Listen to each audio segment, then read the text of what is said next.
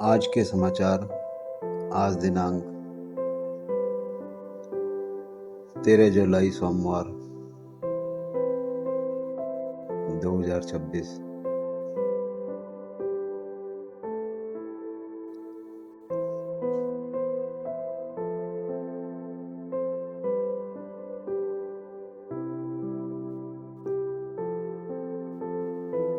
प्रकृति को सहेजने का संकल्प, उम्र 80, हौसला जवानों सा। बिना प्रचार काम में लगे हैं सिवनी मध्य प्रदेश के डॉक्टर सरीम। वरिष्ठ रोग विशेषज्ञ व सिवनी उत्थान समिति के अध्यक्ष डॉक्टर सरीम का मानना है कि पौधा लगाना सबसे आसान काम है, उसे पेड़ बनाना सबसे कठिन जिम्मेदारी। इसी सोच के साथ उन्होंने सिवनी उत्थान समिति का गठन किया, सहयोगियों को जोड़ा जो प्रतिमाह 100 से 1000 रुपये तक का नियमित सहयोग देते हैं। मीसा बंदी रहे, सुदर्शन बाजल, युवा अनिल सांगनिया, नगर हैली अग्रवाल, नगर सेठ हैली अग्रवाल आदि के सहयोग से समिति ने ट्रैक्टर, पानी का टैंकर, खाद ट्रॉली, ट्री गार्ड, ड्रिप सिंचाई प्रणाली, फेंसिंग सामग्री, गड्ढे खोदने की मशीन और कर्मचारियों की स्थायी टीम तैयार की। यह टीम पौधा लगाने के बाद साल भर देखरेख करती है। समस्याएं भी आई सामने, पौधे उखाड़े, ट्री गार्ड चोरी हुए, पर हार नहीं मानी। सहयोगी हिमांशु कौशल ने बताया कि 7 साल से जारी इस सफर के शुरुआती दिनों में कई जगह विपरीत स्थितियों का सामना करना पड़ा। लोगों ने पौधे उखाड़ दिए, ट्री गार्ड चोरी हुए वे निकाल कर फेंक दिए। इसके बावजूद डॉक्टर सरीन और समिति ने हार नहीं मानी, धैर्य रखकर वहीं दोबारा पौधे लगाए, नए ट्री गार्ड लगाए। ऐसा कई बार हुआ। धीरे धीरे लोगों की सोच बदली और शहर में लगाए गए पौधे पेड़ बनने लगे। सर्किट हाउस परिसर, पुलिस लाइन, प्राइमरी स्कूल परिसर, शहर के मुख्य मार्ग के विभाजक, रोड डिवाइडर, अन्य स्थलों के पर लहलहाते पौधे देखे जा सकते हैं। इनमें मुनगा, हर्रा, बहेड़ा, आंवला, नीम, पीपल, बड़, आम, अनार, आंवला, अमरूद, चीकू आदि के पौधे लगाए गए और इनमें अब कई पेड़ बन गए हैं।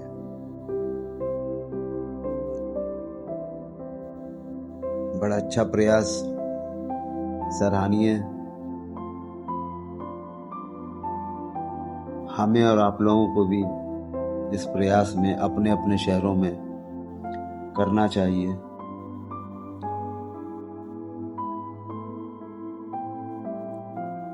एक और प्रयास देखते हैं, अस्पतालों में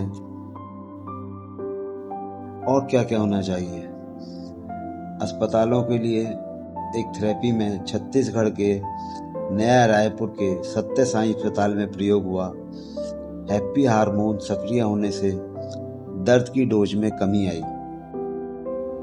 दिल के मरीज का, बच्चों का ऑपरेशन, थिएटर का ट्रामा दर्द अब कैनवास पर उकेरे जा रहे रंगों से कम हो रहा है। नया रायपुर के श्री सत्य साई संजीवनी अस्पताल में बच्चों को दवा के साथ साथ खुशियां थेरेपी भी दी जा रही है। यहाँ बच्चों का मुफ्त इलाज होता है।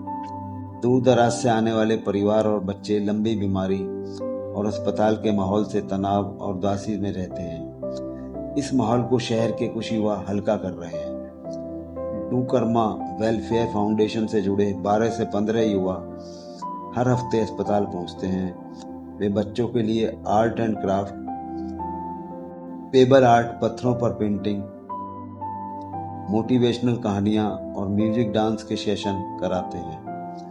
इन युवाओं में सीए, इंजीनियर, बिजनेसमैन और मेडिकल की पढ़ाई कर रहे डॉक्टर्स भी शामिल हैं। इन युवाओं में शामिल शुभम चौधरी कहते हैं, लंबे समय से अपने बच्चों को अस्पताल और दवाओं के सहारे देख रहे पेरेंट्स डिप्रेशन में होते हैं। जब जून के पहले हफ्ते हम पहली बार आर्ट एंड क्राफ्ट सेशन के लिए अस्पताल पहुंचे तो कई बच्चे ऑपरेशन के बाद का दर्द झेल रहे थे। कई उदास थे और बेड पर लेटे रहते थे। एक्टिविटी से झिझक रहे थे लेकिन जैसे ही उनके हाथों में रंग आए वे दर्द भूल गए, खुद ही रंग शीट मांगने लगे। वार्ड के बाहर तनाव में बैठे रहने वाले पेरेंट्स ने जब नन्हे बच्चों को रंगों से खेलते देखा तो वो इन्हें पेंटिंग सिखाने लगे। बच्चों को खुश देख उनका तनाव भी घटा। अस्पताल से उम्मीद और हौसले की कहानी। Doctor Yogesh Sathe, senior consultant paediatrics cardiologist, Shri सत्य संजीवनी अस्पताल, नया रायपुर, कहते हैं, संगीत, खेल, चित्रकला, योग, नृत्य जैसी गतिविधियों से शरीर में डोपामिन, सेरोटिन और ऑक्सीटोसिन और एंडोर्फिन जैसे हैप्पी हार्मोन सक्रिय होते हैं जो तनाव और डर कम करते हैं, दर्द सहने की क्षमता बढ़ाते हैं। ऐसे बच्चों की रिकवरी बेहतर देखी गई है। कई मामलों में उन्हें दर्द की दवा कम लगती है, नींद अच्छी आती है और वे जल्दी स्वस्थ होते हैं। बिहार से आई एक बच्ची ने कहा उसे ड्राइंग पसंद है। बच्ची ने वॉलंटियर से वे रंग अपने पास ही छोड़ देने की जिद की ताकि वो बाद में भी पेंटिंग कर सके। जब एक बच्चा कार की पेंटिंग बना रहा था तो वॉलंटियर ने प्यार से उससे कहा, बड़े होकर आप भी कार चलाना। इस पर तनावग्रस्त पेरेंट्स ने भारी मन से कहा, भैया अभी तो पता नहीं बच्चा बड़ा भी होगा कि नहीं, कोशिश कर रहे हैं। अच्छा प्रयास। अपने अपने क्षेत्रों में हमें और आपको भी मिलकर ये प्रयास करने चाहिए। एक और बड़ा अच्छा प्रयास, स्कूल में एक्स्ट्रा क्लास, यानी क्लास में सीखने में पंजाब ने केरल और महाराष्ट्र को पीछे छोड़ा। स्कूल में एक्स्ट्रा क्लास, खेल खेल में पढ़ाई और प्रैक्टिकल को बढ़ावा। तब नंबर 1 बना पंजाब। शिक्षकों को ट्रेनिंग देकर पढ़ने के नए तरीके सिखाए गए, एक दूसरे से भी नॉलेज शेयर की। पंजाब के सरकारी स्कूलों की पढ़ाई और यहाँ के बच्चों की सीखने की क्षमता देश में सबसे बेहतर हो गई। परफॉर्मेंस ग्रेडिंग इंडेक्स PGI 2.0 की रिपोर्ट के लर्निंग आउटकम में पंजाब, केरल, महाराष्ट्र जैसे राज्यों को पीछे छोड़कर देश में सबसे आगे हो गया है। 2020 की रिपोर्ट में पंजाब के स्कूल 27वें पायदान पर थे। 2023 में सरकारी स्कूलों में पढ़ाई का तरीका पूरी तरह बदल दिया गया। सबसे पहले उन बच्चों की एक्स्ट्रा क्लास लगाई गई जो पंजाबी और अंग्रेजी पढ़ने और गणित में कमजोर थे। प्राथमिक कक्षाओं में गणित में कमजोर थे। गवर्नमेंट स्कूल कादिया, गुरदासपुर की प्रिंसिपल डॉक्टर सुनीता ने बताया, स्कूल में प्रोजेक्ट डिजिटल टूल से छात्रों को पढ़ाया जा रहा है, जिससे पढ़ाई में उनकी दिलचस्पी बढ़ी है। साथ ही ग्रुप की मदद से छात्र ऑनलाइन नीट, JEE एग्जाम की तैयारी कर रहे हैं। हर बच्चे को बेसलाइन टेस्ट लिया, कमजोरियां दूर की। School of eminence, school of happiness बन गए सरकारी स्कूल। पर्सनलाइज्ड ट्रेनिंग व ग्रीन स्कूल। लर्निंग को और बेहतर करने के लिए फाउंडेशन लिटरेसी, स्टेट अचीवमेंट सर्वे, AI से लेस टर्निंग, बाल वाटिका में एनरोलमेंट, ट्रांसपोर्ट सुविधाएं बढ़ाई जा रही हैं।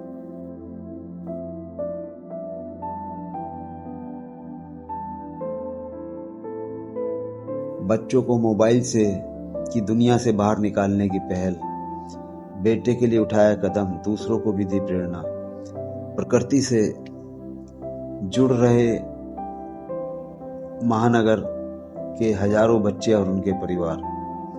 आज के डिजिटल दौर में बच्चे मोबाइल और गैजेट्स की दुनिया में सिमटते जा रहे हैं। इन्हीं बच्चों और उनके परिवार को फिर से प्रकृति के करीब ले जाने की कोशिश हो रही है।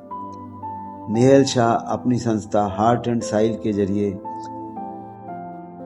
शाह ने कहा, मैं मीडिया में काम करती थी, इसी बीच शादी हुई और बेटा हुआ।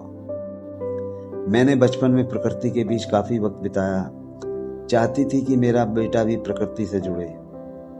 मैंने ये पता लगाने की कोशिश की, क्या मैं अपने 2 साल के बेटे को हाइकिंग या कैंपिंग कर सकती हूँ, लेकिन लोग यह कहकर इनकार कर देते हैं कि बच्चा कम से कम 7 साल का होना चाहिए। इसके बाद मैंने सोचा, क्यों न मैं ही से शुरू करूं। मैंने सोशल मीडिया पर अपनी इच्छा जाहिर की और लोगों से पूछा कि क्या वे मेरे साथ जुड़ना चाहेंगे। देखते ही देखते कई बच्चे मेरे बेटे से जुड़ गए। उनमें आए बदलाव से उनके परिवार वाले भी उत्साहित हुए। फिर मैंने 2016 में हार्ट एंड साइल की शुरुआत की एंड बच्चों में प्रकृति के प्रति आजीवन प्रेम विकसित करना चाहते हैं। प्रकृति सिखाती है जीवन कौशल। शाह ने कहा, प्रकृति बच्चों को केवल मनोरंजन ही नहीं बल्कि नेतृत्व क्षमता, टीम वर्क, आत्मनिर्भरता, संवेदनशीलता और पर्यावरण संरक्षण जैसे महत्वपूर्ण जीवन कौशल भी सिखाती है। इन गतिविधियों के माध्यम से बच्चों को जिम्मेदार और जागरूक नागरिक बनाने की कोशिश होती है। उन्होंने कहा, बच्चों को गैजेट से कुछ समय दूर रखकर प्रकृति से जोड़ना समय की जरूरत है, क्योंकि प्रकृति वह सीख देती है जो किसी कक्षा में नहीं मिल सकती। कई गतिविधियां जोड़ी। उनकी संस्था बच्चों और परिवारों के लिए ट्रैकिंग, नेचर वॉक, कैंपिंग, वन्य जीव सफारी, पक्षी अवलोकन, खगोल विज्ञान व तारों का अवलोकन, खेतों की यात्रा, ग्रामीण पर्यटन, सांस्कृतिक भ्रमण, समुद्री जीवन की खोज, स्कूलों के शैक्षणिक भ्रमण, लाइफ स्किल कैंप, एडवेंचर गतिविधियां और पर्यावरण जागरूकता कार्यक्रम आयोजित करती हैं। परिवारों को प्रेरित किया जाता है कि वे बच्चों के जन्मदिन और दूसरे आयोजन प्रकृति के बीच करें। 5000 से अधिक लोग आए साथ।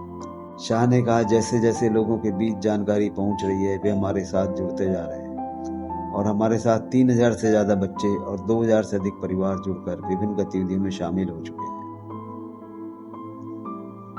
आज ये सारी न्यूज़ें, समाचार दिशा देते हैं, इशारा करते हैं और समाधान समाज के लिए देते हैं। इसमें हमें और आप सबको मिलकर आगे चलना चाहिए। अपने अपने क्षेत्रों में आप भी कार्य करें और अपने विचारों की वीडियो बनाकर हमें भेजें। धन्यवाद।